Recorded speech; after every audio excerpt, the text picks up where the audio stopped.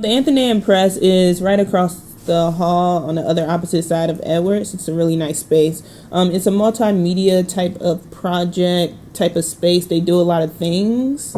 It's very unique as far as like the English department goes, so they do much more. But the part that I'm familiar with and that I work with is these multimedia projects. It's very student driven.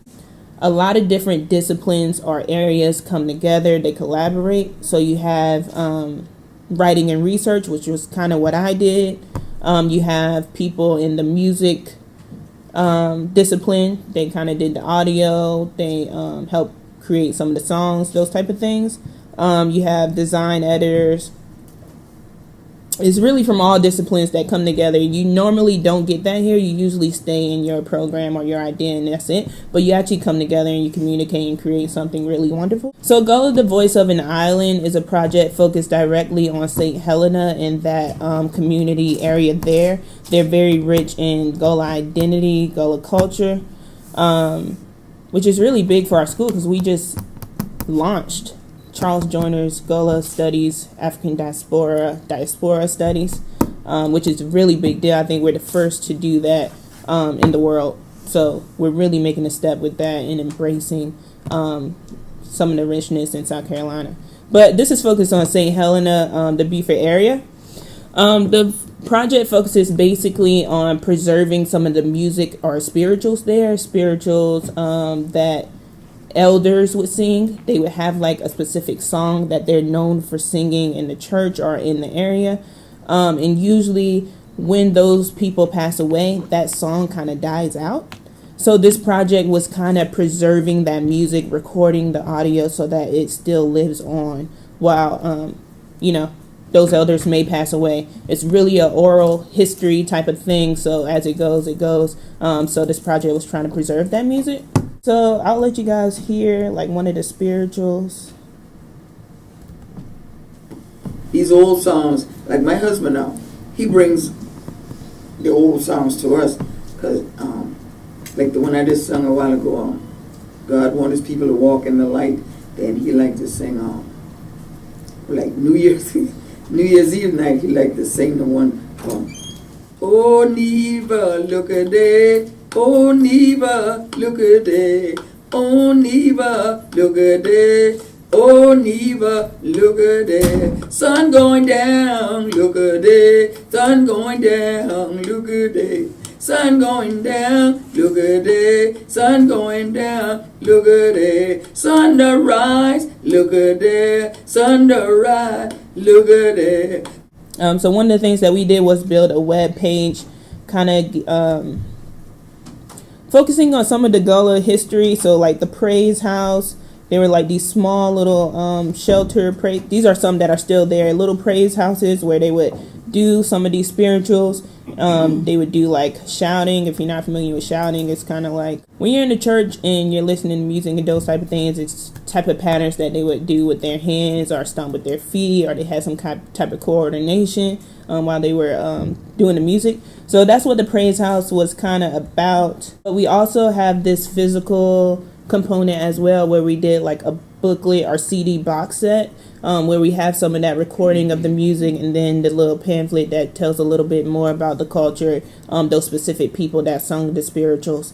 And this is available on the Athenaeum Press site, but also at the Gullah Geechee Corridor. So that's just some of the things, or for undergrad, this was one of the things that I was able to do, was to be a part of this project and get published and have my name in this process, but also to be a part of it. Like we went to Beaufort, we interviewed people, we talked to people, and that's the type of things that I like to do, is to go out and experience that and then be able to create something like this. Like it started with just like a vague idea. Eric Crawford is somebody, and he's a professor here now in the music area, but even before this he was talking to people in Beaufort, getting some of that music. He was like, hey, I have some of these things, I want to try to do something with it. And then he gave that to us, and then the student body, we kind of was like, this is what we want to do with it. They kind of let us, they back off and allow us to do the things. They might give us a little bit of guidance, but we really do come together and brainstorm, and it always turns out amazing. This one is Currents of Change. Jennifer Butler was a part of this one too, because she was doing the assistantship last year. And she did some of the research and writing as well. So Currents of Change, I'll show you the introduction video and then I'll explain a little bit more about what this project is.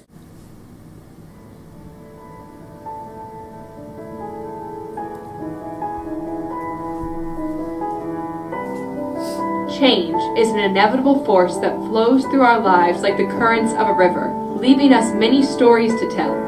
This change comes in many forms: people, seasons, weather, jobs, and progress. However, the constant is the land on which we live.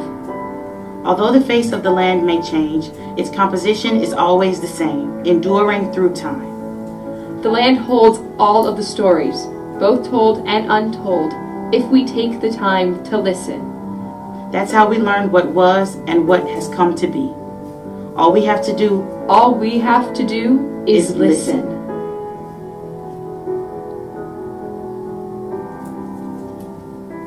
Is focused around the Pawleys Island area. It started with, we found out this interesting thing about this church called Holy Cross Faith Memorial Church. I'm not sure if too many of you are familiar with it, but it was a historically black Episcopal church. And now when you go there, you'll see that it's majority white folks in that church, which is very interesting. And the population there has grown quite a bit compared to what it was back then. So we thought that was interesting. We kind of wanted to talk about that subject, but it became, as we went through the project, it became a lot more than just about the church, but the community and how a lot of drastic changes, or a lot of drastic events changed the face of the population and those type of things. So like Hurricane Hugo was a big one. When that happened, a lot of people left. And a lot of other people came in, or the building of Highway 17 allowed a lot more people to come in. And those type of things. So it was a really interesting project. This is one that we struggled with in the beginning because we wanted it to be one thing, and it became much more than just that one thing. But it all worked out in the end.